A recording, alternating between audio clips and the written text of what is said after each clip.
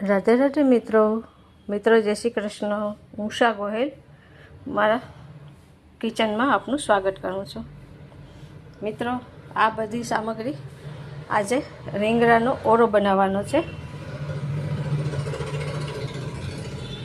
તો આ તેની બધી સામગ્રી છે।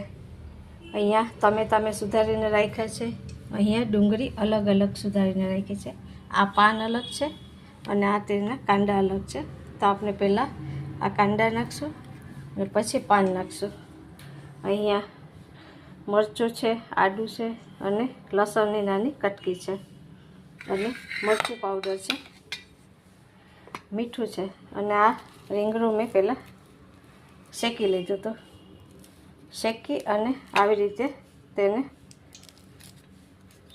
તેના છિલકા ઉતારી અને આવી રીતે તેનો માવો બનાવ્યો છે। તો આને પણ હું તેનો માવો બનાવીશ। તો સૌપ્રથમ પહેલાં આપણે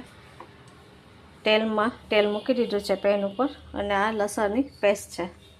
સૌપ્રથમ આપણે પહેલાં લસણની કરી નાખશું। તો આપણે પહેલાં સૌપ્રથમ લસણની તેલ થઈ ગયું છે, લસણની કરી નાખશું અને કરી નાખ્યા પછી આપણે આ જે ડુંગળી સુધારી છે તે ડુંગળી નાખશું।